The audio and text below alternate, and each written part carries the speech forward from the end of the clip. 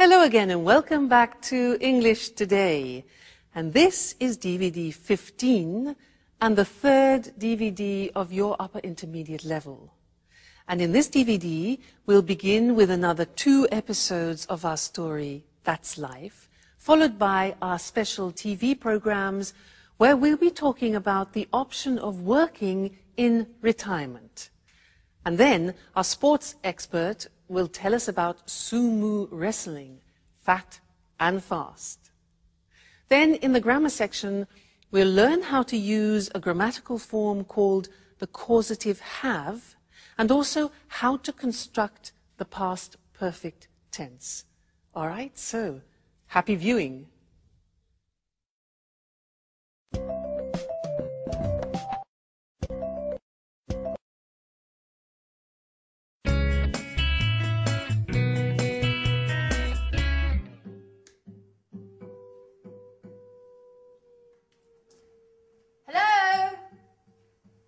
Anyone home? Anne, it's great to see you. Hi. Oh, you look great. Oh, thank you, Paolo.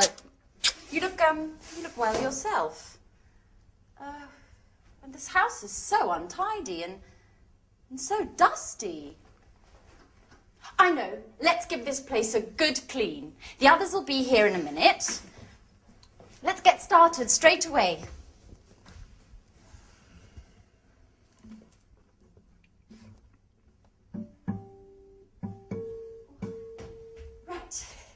Before you know it, we'll have cleaned and tidied everything. You haven't changed, Anne. Cleaning, dusting, tidying. It's just like when we were at university. Can't you think of anything else? Oh, look who's talking. Always strumming away on your guitar. Come on, Paolo. Don't be lazy. Oh. Come on, let's get started.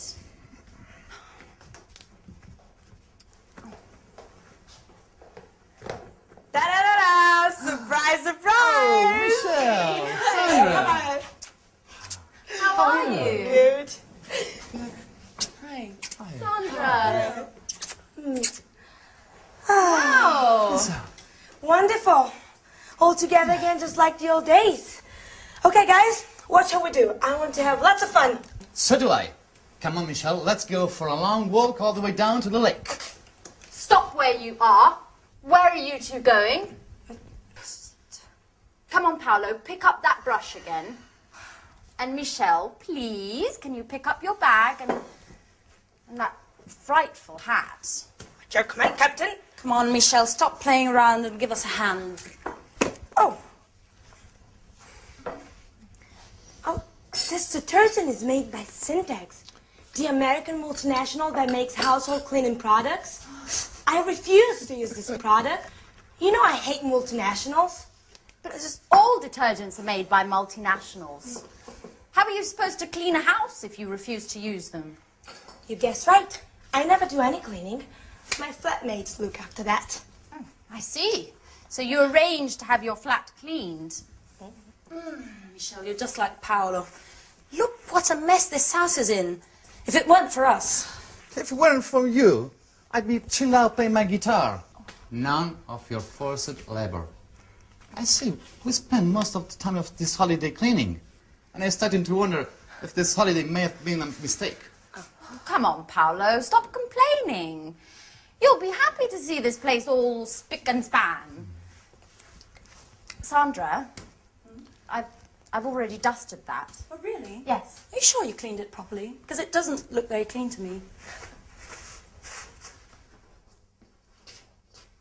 Mike! Hi! What's going on here? Are you my old college friends or workers from a cleaning company?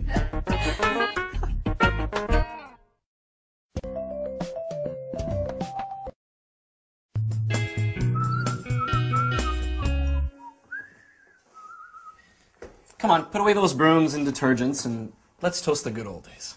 But Sarah's not here yet. That's odd. She should be here by now.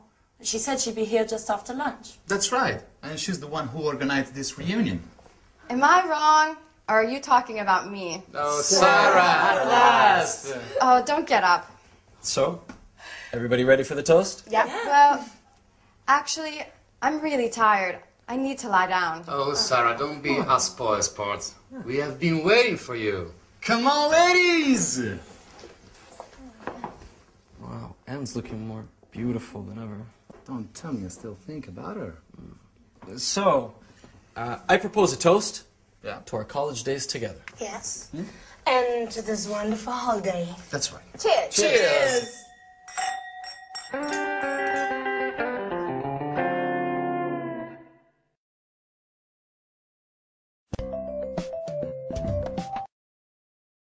Hi again, and welcome back to your live TV program to learn some more English language. Now, in that last episode, Anne was quite surprised that Michelle doesn't clean her flat herself. In fact, she said, I see, so you arrange to have your flat cleaned. To have your flat cleaned. Now, that means that somebody else cleans the flat for Michelle. This is very interesting. Well, in fact, that's what I do too. I don't clean my flat myself. Somebody cleans it for me. So I have my flat cleaned every 2 weeks. Now, this is an interesting grammatical form because we use it when we talk about services. We talk about other people who offer us services. Let me give you another example. Hair. I don't cut my hair myself. It's too difficult. I can't do the back. So I go to the hairdressers, and that's a service. So I go to the hairdressers and they cut my hair. And I say, every month I have my hair cut. So that is a grammatical form using the verb have, which describes services. Somebody does something for you, and we can use it, for example, with the hairdresser, with the mechanic. For example, if your car breaks down, usually you go to a mechanic, with cleaners, with the dentist, things like this. So, services. So I'd like to go to the screen now and show you how this works grammatically, because it's very different to other languages. And we're using the verb have. That's why it's called the causative have. Causative in the sense that it causes things to happen. All right? Let's look at the form. Have something done. So, in the present tense, you can say, every month I have my hair cut. Now notice, the verb have is in the present form because we can use this grammatical form in any tense. So we start with the verb have, then we have the object. That's important. I have my hair, and then the past participle. Okay, the object is in the middle. So every month I have my hair cut. Another example. Every year I have what? My teeth, past participle, checked. Okay, I have my teeth checked. Every year I have my kitchen painted. Do you see? And every 3 months I have my car serviced. So I go to the mechanic and I have my car serviced. So be careful, because it's terribly important to put the object between the verb have and the past participle. I have my car serviced. Okay? Now, let's move on to the past tense, because, as I said, you can use this form in any tense, past, present, future. So, examples. Last week, I had my eyes tested. So the opticians, that's a service. I had my eyes tested. Yesterday, I had my photograph taken. Often when you need to renew your passport, for example. Last week, I had my dress dry cleaned. Again, that's another service. You don't do it yourself. Somebody does it for you. Okay? So the verb have goes into the past. I had something done. And now let's look at the future. Tomorrow, I'm going to have. So here the verb have goes into the future, expressing an intention. So we have, I'm going to have my scooter repaired. All right, object in the middle. Next week, I'm going to have my hair colored. And next week, I'm going to have my passport renewed. All right, so the causative have, very, very useful, and you don't find this in other languages, so you need to practice it. And remember, first the verb have, then the object, and then the past participle. All right, so that's the causative have, and I think you'll find it very useful. All right, great. So see you again in the next lesson for some more language. Bye.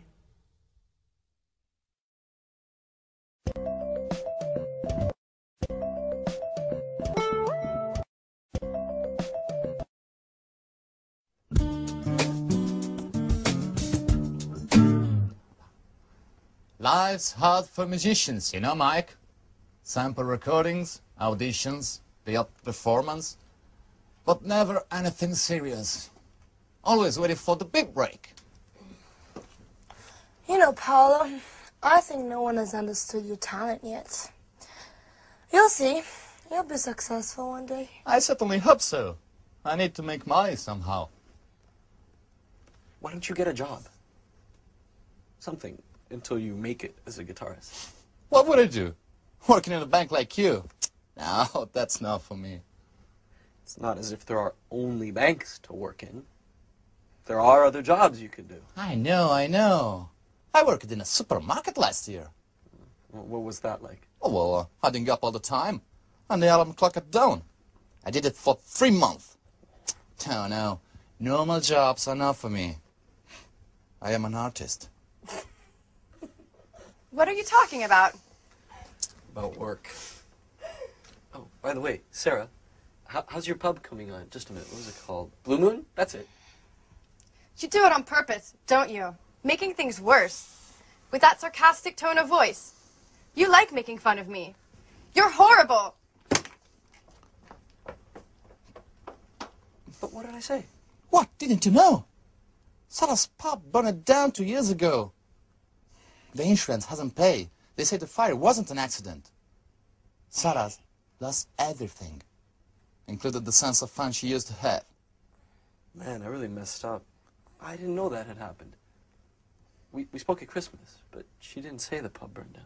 You don't know what Sarah's like. She doesn't like to speak this thing. This experience has really changed her. And I think this holiday will be good for her.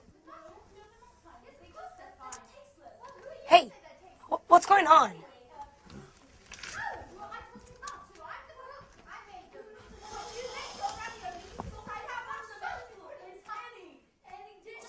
No, that's enough, Sandra. I don't think you need to add any more salt. I really think the ravioli are rather tasteless. Well, let's see what they think. Would you like to try my ravioli? Sandra says they're tasteless. Sure. Fantastic, huh? Really good. I always said you'd make someone a great wife. See? Did you hear that?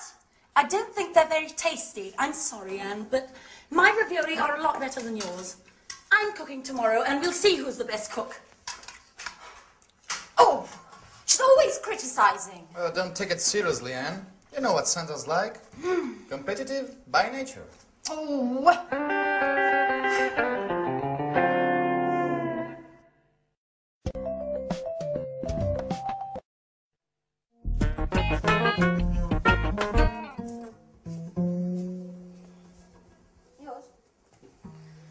Okay, guys, let's have a chat.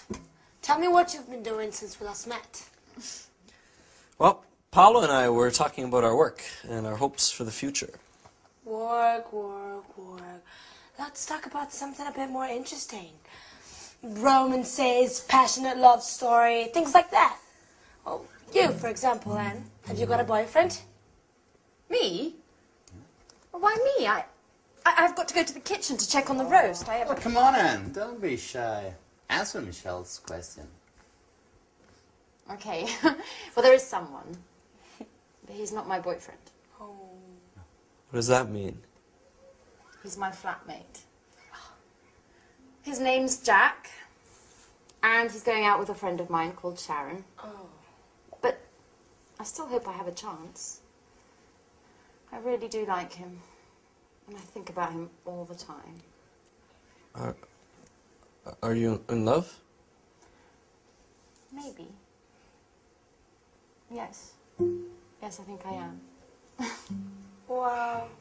I adore passion and tormented love stories. I've really got to go now and check on the roast. It'll be burning. Michelle, can you come and give me a hand? And then come and tell the others that dinner's ready.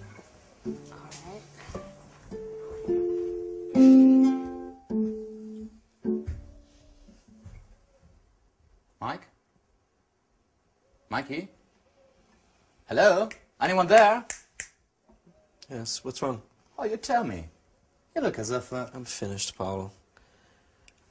I wasn't expecting this. I thought that... I'm stupid. What are you talking about? What do you mean? Anne, she's in love with another man.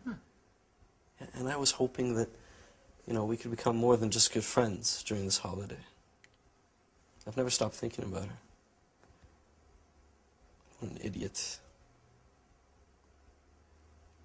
Sorry, Paulo, I have to be by myself for a while. No, but...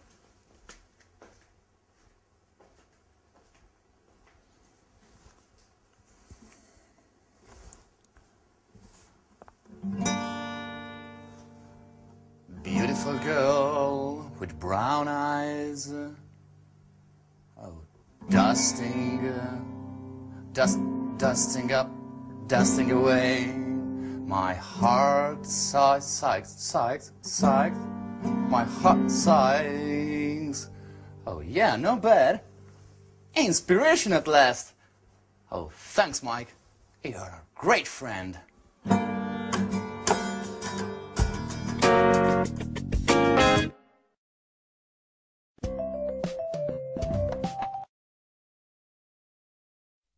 Hello again to you and welcome back. In that last episode, Sarah was in a bad mood. There's always a reason why somebody's in a bad mood, and she had a good reason. Do you remember what happened? Yeah? I'll read it to you so you do remember, because it's useful for us. It introduces a new grammatical form which I want to teach you. Paolo said, when she arrived, the place had burnt down. Now, can you imagine Sarah goes to her pub and it's burnt? So he says, when she arrived, the place had burnt down. Now, this had burnt down is what I want to teach you. It's the past perfect. Let me give you another example, because we use it when you have two actions. One action happens after the other. Let me show you. For example, I write a message and then I send it. Okay? Now these are two actions. First you write it and then you send it. So I could begin the phrase, put the two actions together and they become consecutive. And we begin the phrase with after.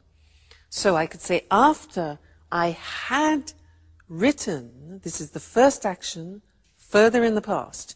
After I had written the message, dung, I sent it. The second phrase is in the simple past. So this is what I'd like to look at with you on the screen now, the past perfect, for two actions which happen at different times in the past.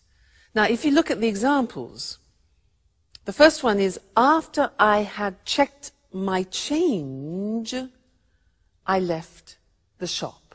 All right? So, first, I check my change. Have I got enough change? Is it correct? And then I leave the shop. You put them together, and the first action goes further back in the past. Now, you can see how it's formed. We have the auxiliary have in the past, not in the present. And that takes everything further back. So, after I had checked is the past participle, my change, I left, simple past, the shop. Okay? So then we get the idea that one action is further in the past. Another example. I read the contract, then I sign it. It becomes, when I had read the contract, I signed it. All right? So past, perfect. This is important for you because we also use it in the third conditional, which we will be studying. Okay? Another example. You get in your car, you fasten your seatbelt, you drive off. All right? So, after I had fastened, past participle, my seatbelt, I drove off. And one more example. When I had tried the shoes on, I bought them. So I try them on, I buy them. When I had tried the shoes on, I bought them. A few more, they'll help you. You'll get the hang of it. After I had checked my ticket, I went to the airport. So first I check my ticket, then I go to the airport. And the last one, I read the instructions. I have a new machine, so I read the instructions, and then I turn it on. So after I had read the instructions, I turned the machine on. All right, so that is a new tense. It's called the past perfect, and it's formed by putting the auxiliary have in the past tense, followed by the past participle. And this is actually very similar in many other languages. So I don't think it's going to cause any particular problems for you. All right? And we'll look at that again in the conditional form, conditional number 3. Great. So have fun and take care. Bye.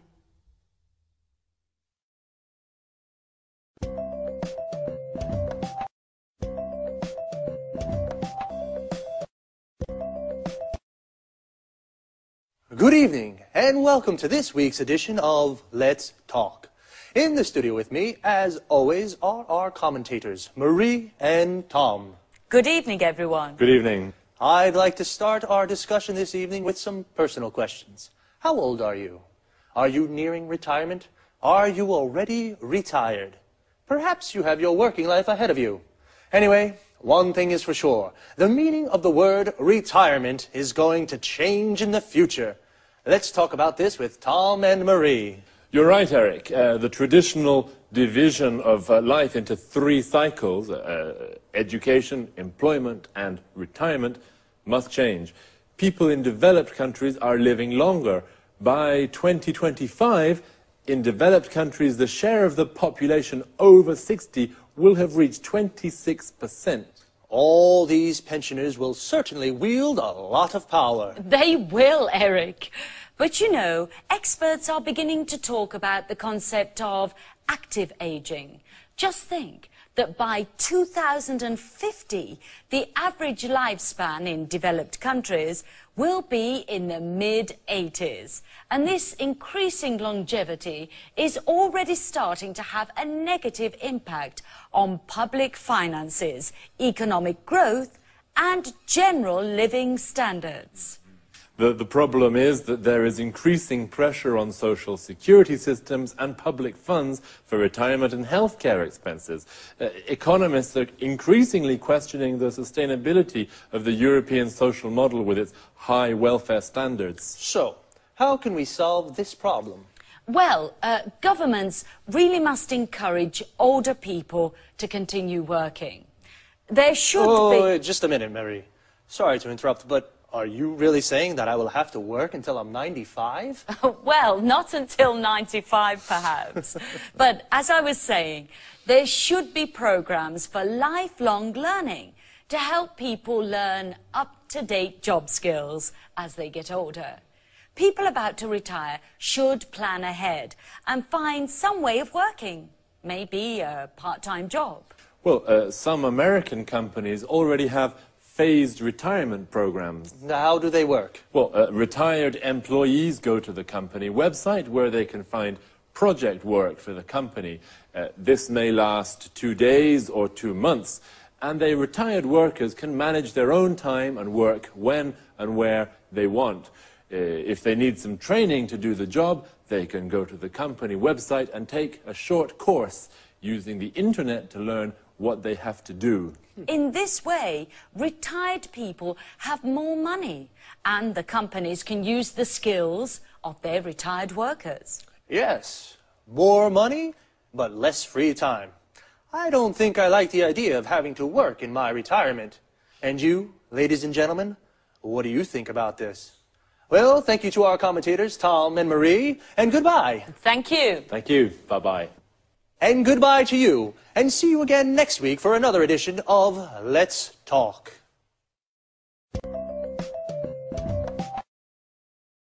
Well, today's discussion was about how retirement will change. Retirement is when people stop working. The retirement age in European countries is around 60. We say a person retires. To retire means to stop working. And a person who is retired is a person who has stopped working. They are called pensioners. A pensioner is a retired person who receives weekly or monthly payments from the state. The money a pensioner receives is called a pension. So why and how will things change in the future? The average lifespan is increasing. A lifespan is the length of a life. So people are living longer. We call this longevity. This increasing longevity is having a negative impact on public finances and living standards. Public finances are the money a government has to spend on its services. And living standards are what we call the general level of life in economic terms. There is more pressure on social security systems in Europe. A social security system of a country is the system of a country has to support the members of its society. For example, sick, unemployed, or retired people. Economists, these are economic experts, question the sustainability of the European social model. That is, the social security systems of European countries. The sustainability means the ability to continue doing something. Because welfare standards in Europe are high, welfare is the economic assistance a government provides for people in need. So, people need to plan ahead. To plan ahead is a phrasal verb. That means to make plans about something that will happen in the future. Well, that's all from me. Take care, and I'll see you next week for another edition of Let's Talk.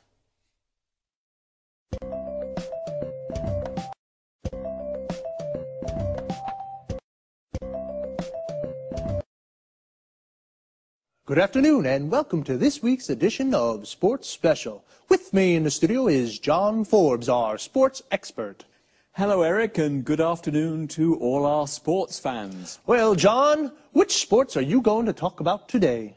I'd like to talk about sumo. Interesting. I must say I know something about the martial arts, karate and judo, but sumo? I know almost nothing. Those enormous guys, their unusual hairstyles, their colorful and rather unusual clothes. So, please tell us more. Well, Eric, you know sumo is a martial art too, and it's Japan's traditional national sport. In fact, it's one of the world's oldest sports. It was first mentioned in a Japanese book more than 1,000 years ago, but experts believe it might be much older. Really? More than 1,000 years old? Yes, and you know there are also ancient wall paintings showing the sport. Archaeologists think prehistoric man may have done sumo as a form of prayer to the gods for a good harvest. I think most people in the West watch these enormous wrestlers without appreciating these ancient traditions. That's right, Eric. Sumo isn't just a sport. It's more a way of life, and it's played an important role in Japan's cultural and religious history. In Japan, successful sumo wrestlers are looked up to as role models and heroes by many people. How does a sumo match work? Two men meet in a ring that is about 4.5 meters across. The aim of the game is to force your opponent out of the ring or make a part of his body, apart from the soles of his feet, touch the floor. A bout can last just a few seconds or as long as 3 minutes.